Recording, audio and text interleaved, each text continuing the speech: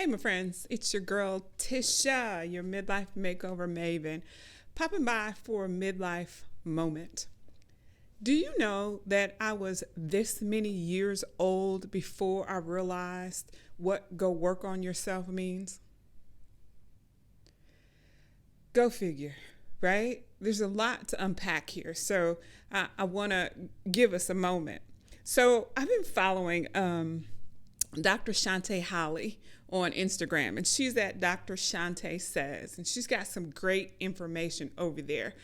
But one day she said, go work on yourself. And she broke down what that meant. And she said there's these four quadrants, and go work on yourself is to focus on these things. What happened to you? Who was responsible? How did it make you feel? And what was the result? Meaning, how did it change you?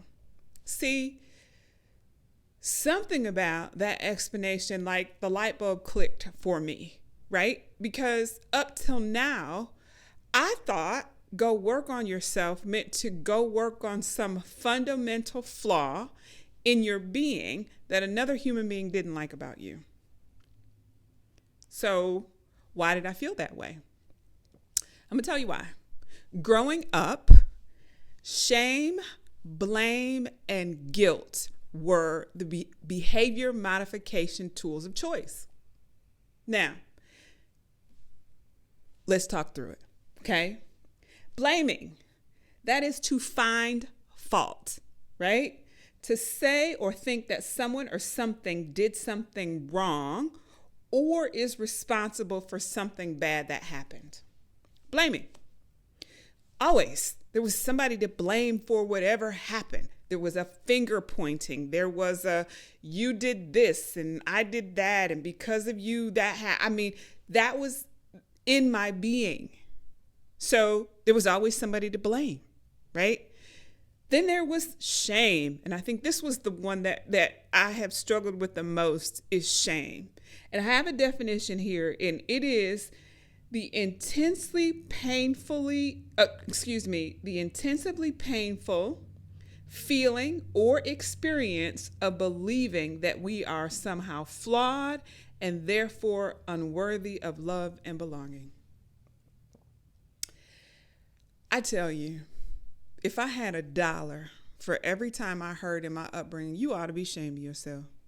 I can't believe that you did that. I mean, you ought to be ashamed of yourself. I can't even believe that. And it was on and on and on and on and on. Mostly shame for something that I didn't know or that I wasn't taught or for some way that I was not conforming with the group think. Well, see, when that happens, there is this intense feeling that there's something wrong with you. And so whenever something happens, I'm looking around, what did I do? What did I do wrong? What is wrong with me? Why didn't I get it? And that wasn't even an intentional thought process. That was something that just over time, when shame and blame are part of your upbringing, you start to wonder, is there something wrong with me? But we're going to even go a step further. And that is guilt tripping. So many of us grew up in families where there was guilt tripping and manipulation going on. So let's talk about guilt tripping. Guilt tripping is a form of manipulation that involves shaming or blaming someone to make them comply with a demand or a request. Parents often use this technique to discipline their kids or to make them feel bad about doing something wrong. We all know that growing up, we're going to make mistakes. That's the way that we learn. In my adult life, though, I have seen parents who have the capacity to deal with misbehavior without making a child feel like there's something wrong with them. So we're going to bring it back a little bit. Go work on yourself. To me, in my mind, until I was in my 50s, meant go change something about yourself that I don't like or don't agree with. Do you know how much grief I could have saved myself had I known that go work on yourself means this? How did someone's behavior make me feel? Or even how did my own behavior make me feel? And what was the result?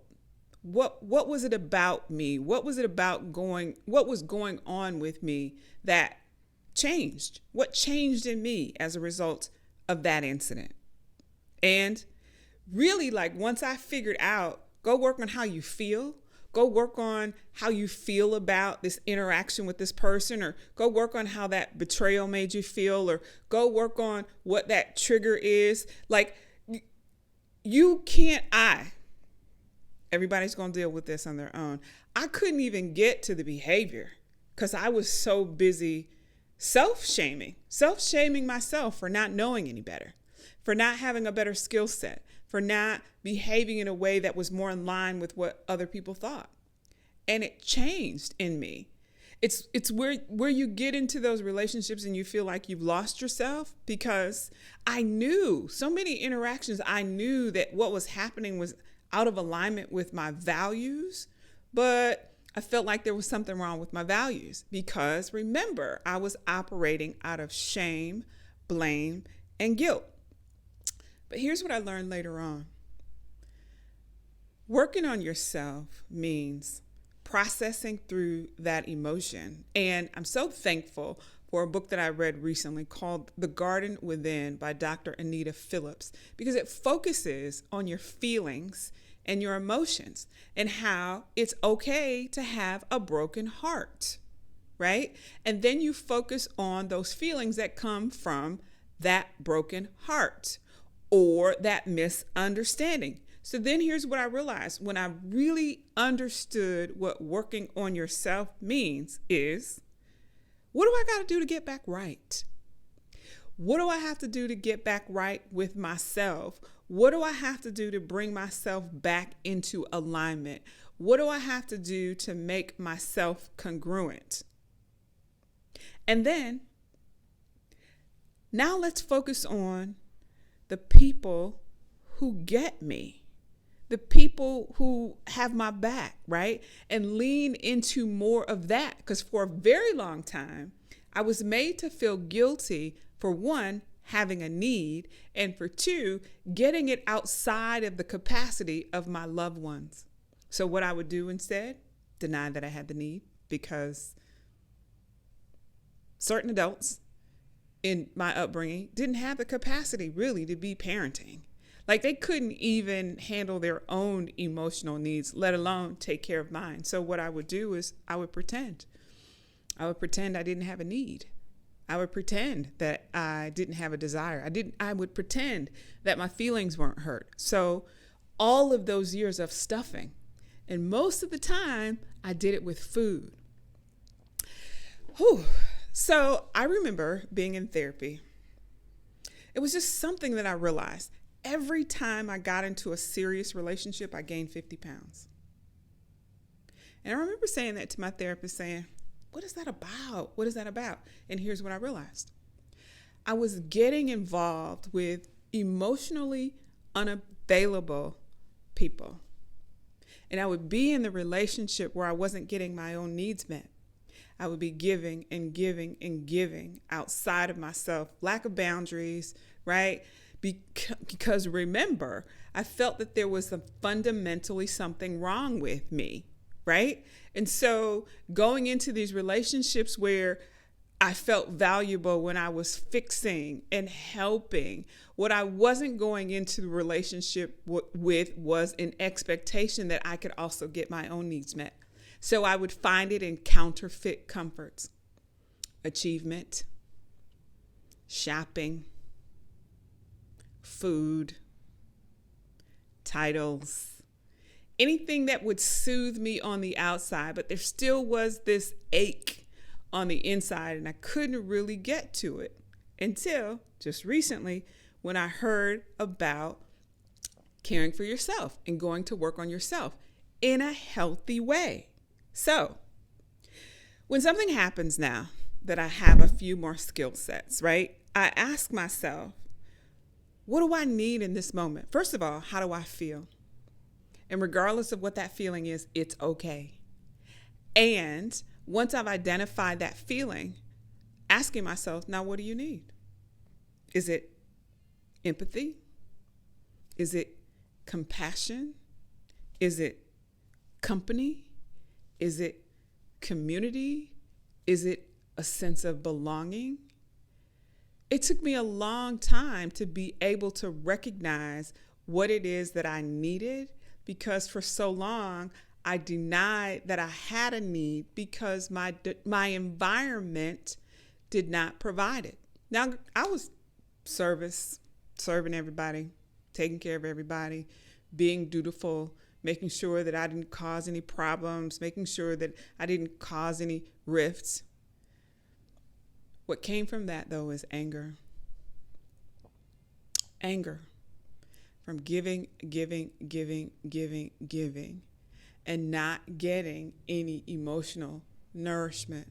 So from that anger, there was resentment. And so because I was in an environment where communication, healthy communication, was not something that we valued, I would just take it and take it and take it and take it and take it. And then all of a sudden I get mad. I think about Miss Iyanla Vanzant when she said, I didn't know. So if you're in a situation where you don't really understand what taking care of yourself really means, what I would say is focus on these things. What happened? Who was responsible? How did it make me feel? And what was the result? What in you had changed? And how do you get back right? I'm going to continue to focus on personal self-care, especially for those of us in midlife, because for many of us, we never learned it. I am not a therapist. That is not why I'm here. I am a simple girl who has been in some hellacious emotional situations, and I am committed to my own growth and healing. If you are not a member of our community, either on Facebook in the Midlife Makeover Movement, feel free to join.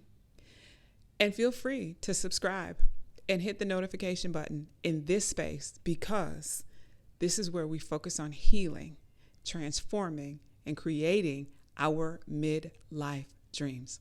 It's your girl, Tisha, your midlife makeover maven. Have a great day.